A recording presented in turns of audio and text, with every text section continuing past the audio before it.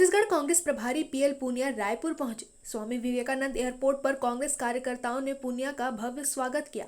वहीं पत्रकारों से चर्चा करते हुए पीएल पूनिया ने कहा कि निगम मंडल की लगभग सभी सूची जारी हो गई है, बाकी भी आ जाएगी। पेगासस जासूसी मामले पर कांग्रेस प्रभारी पीएल पूनिया बोले कि हमारी पार्टी ने जांच की मांग की है। केंद्र सरकार की भूमिका संदेह के दायरे में है। जासूसी किसने करवाई, क्यों करवाई गई, जो आरोप लगे हैं उस पर निष्पक्ष जांच होनी चाहिए। खाद बीज की किल्लत के भाजपा के आरोप पर पूनिया ने कहा कि भाजपा को अपना 15 साल का शासन देखना चाहिए। छत्तीसगढ़ सरकार में किसान खुश है। वहीं छत्तीसगढ़ कांग्रेस अध्यक्ष को उनके समर्थकों के साथ एयरपोर्ट के अंदर घुसने की अनुमति नहीं मिली। इससे कांग्रेस नेताओं में नाराजगी देखने को मिली है। पीसीसी चीफ एयरपोर्ट के अंदर नहीं गए। एयरपोर्ट पर ही कांग्रेस के नेता प्रदर्शन करने लगे। जानकारी के मुताबिक कोरोना संक्रमण के कारण लोगों को अंदर जाने की अनुमति नहीं दी गई। Bureau report, Raipur. ये तो आज़ाद हिंदुस्तान के इतिहास में आज तक कभी नहीं हुआ जो अब हो रहा है।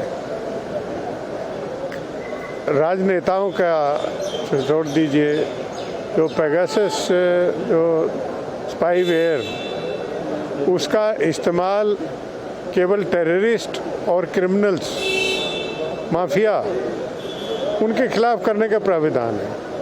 लेकिन जो सूची आई है उसमें एक भी क्रिमिनल नहीं, एक भी टेररिस्ट नहीं है। राहुल गांधी का नाम उसमें है, उनके स्टाफ का नाम है, अनेक पत्रकार हैं, सीबीआई के डायरेक्टर का है, इलेक्शन कमीशन का अफसर है, उनका है, और सोशल एक्टिविस्ट है।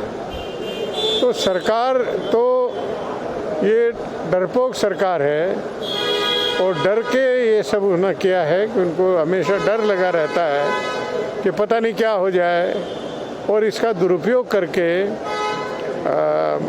मैं समझता हूँ कि जो निजता के अधिकार पर हनन किया है वो क्षम्य नहीं है। ये मामला जाएगा, सुप्रीम कोर्ट में भी जाएगा, और मैं समझता हूँ कि परतें खुलेंगी कि सरकार ने खरीदा, क्योंकि जो इजरायली कंपनी एनएसओ है उन्होंने स्पष्ट रूप से कहा है कि हम किसी प्राइवेट एजेंसी को ये सॉफ्टवेयर, ये वेपन नहीं बेचते, हम केवल और केवल सरकार को बेचते हैं। तो अगर हिंदुस्तान में हुआ तो हिंदुस्तान की सरकार ने कराया, ये बहुत स्पष्ट बात है। तो इसका स्पष्ट रूप से व्याख्या होनी चाहिए, और क्योंकि गृह मंत्री के अधिकार क्षेत्र में है तो गृह मंत्री को इस्तीफा देना चाहिए।